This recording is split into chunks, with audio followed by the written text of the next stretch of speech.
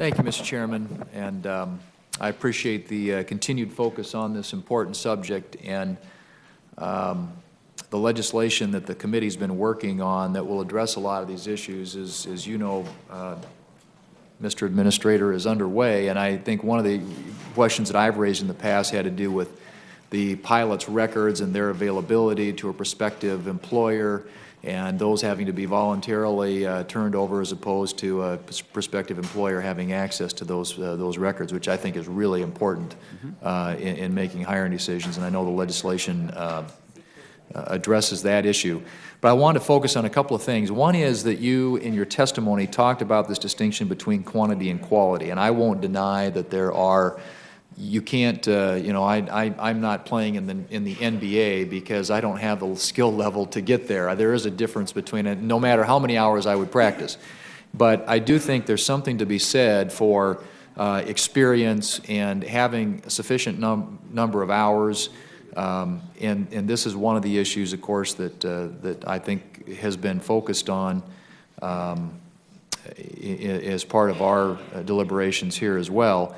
But how do you square that up when you've got, say, a DC-9 that might be flying from Minneapolis to Sioux Falls, South Dakota, that has 30 passengers on it, but you might have an RJ that's full that has 50 passengers? I mean, there's clearly the number of people that pilot is responsible for on a regional jet could be more than you might have on someone who's flying a full-size jet, and yet the number of hours requirements and the distinction that's made in terms of the experience and what you alluded to is the quality versus quantity distinction. I'm interested in hearing you elaborate on that, because it seems to me at least that those number of hours of experience that a pilot has got to be a part of the equation in determining whether or not that pilot is equipped and qualified to fly some of these planes. Sure.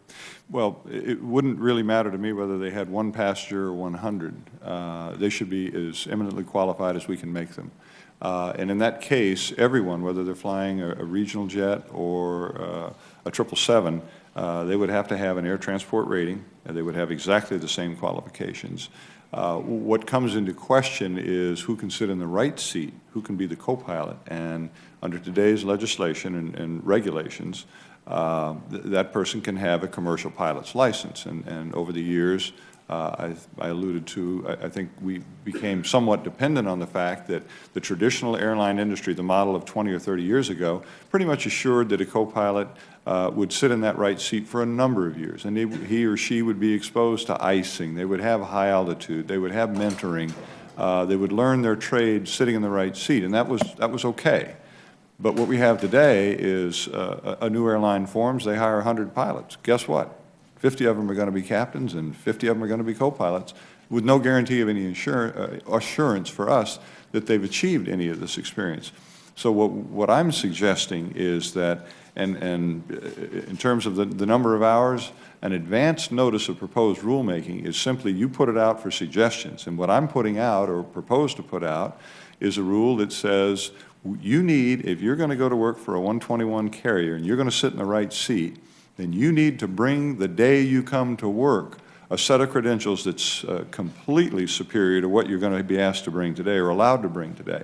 You're going to have had icing training. You're going to have upset training. You're going to have operated in a multi-crew environment, in a simulated environment. You're going to have seen all these things. What concerns me is to simply say that you need some number of hours. And I'm not sure what that number of hours is. Maybe it's 1,000 hours of experience needed along with those elements. I also think that when we get past here, I think, I stated earlier, I think we need to take a look. We've come a long way in technology. We have aircraft that do a lot more today than they did when this rule is written. And I think some of the elements that are required to hold an ATP need to be revisited. Those same things I just mentioned, the icing, the high altitude upsets, all of these. Now, carriers put them in, you know, but we need to have those. That needs to be an assurance when you go to work that you have those as a requirement.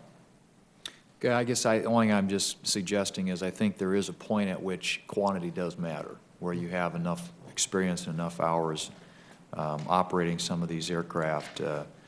And and I'm not disputing the notion that quality and ability to fly in different types of circumstances, environments is important, but I do think that there is a point too where these pilots, there's an assumption I think sometimes that these smaller planes aren't as difficult to fly and therefore you don't need as much experience, and it certainly is, I don't think is the case, and so I've just wanted to focus a little bit on that.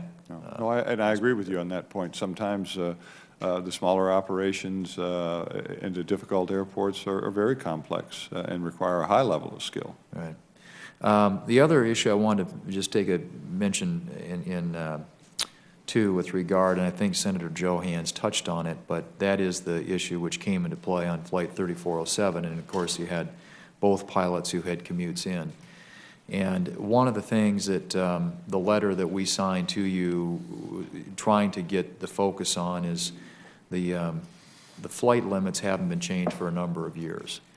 And FAA had a proposal, I'm told, that languished for years and was pulled after being out there for some time, and that after some recent crashes they've revisited that issue, and which is why the letter, I guess, urged them to move forward. But as you might imagine, the airlines are not very receptive to the idea that lowering flight times for crew, because obviously you're going to have to hire more pilots, and that costs more, and it's going to impact scheduling and everything else. But I'm wondering, this issue of commutes too, before somebody gets on a plane to fly a plane, and the way that you calculate the limits that pilots, the number of hours they can fly,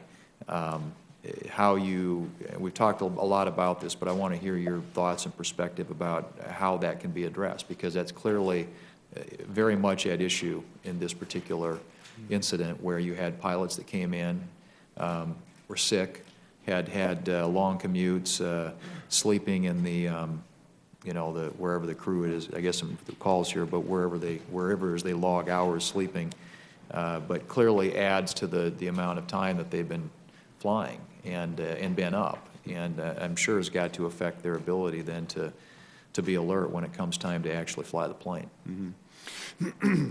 Well, that's an issue. We've talked about it several times here. I am concerned that to simply come up with a prescriptive rule that identified, pilot commuting, it's really not much of a burden on the carrier. The pilot would have to simply leave home earlier in order to get some amount of time. I'm presuming everybody's saying that, well, you need to be someplace in some zone, but it's very difficult, when we begin to think about what is going to be, who decides who commutes and who doesn't. We draw a circle around. I'll give you an example. I've been based here in Washington, D.C. Much of my career I was based in Washington, D.C.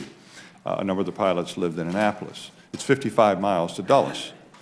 Were they commuting? I mean, they did most of their trips out of Baltimore, but sometimes we had to fly out of Dulles. I lived at Dulles.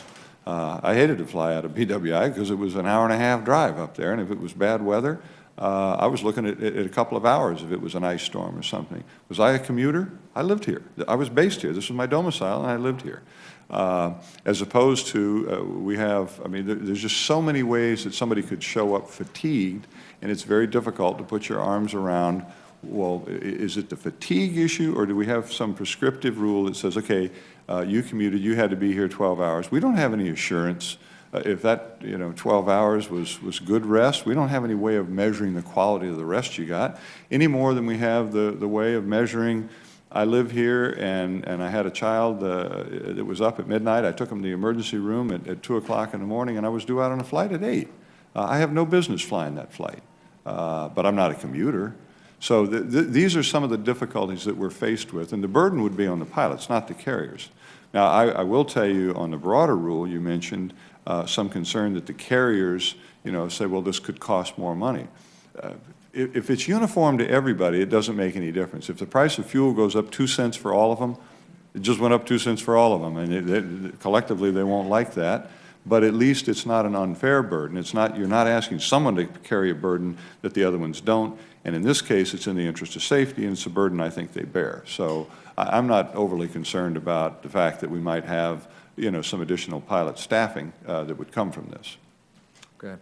Well, the only thing I'll make, I know when you're living somewhere and commuting, you may commute an hour and a half or 2 hours to get to the airport to fly, but I think there's a big difference between that and commuting from Seattle, to a flight that departs from New York. I mean, that is a very long commute, and fatigue would certainly come into play. Well, that's one of those ones, though, where professional responsibility, I certainly wouldn't. If I knew I was going to have to fly at 8 o'clock in the morning, I wouldn't get on a flight at midnight and think that I could jump seat all night long and have any expectation that I'd be ready to fly. I simply wouldn't do that. Senator, thank you very much, Senator Thune.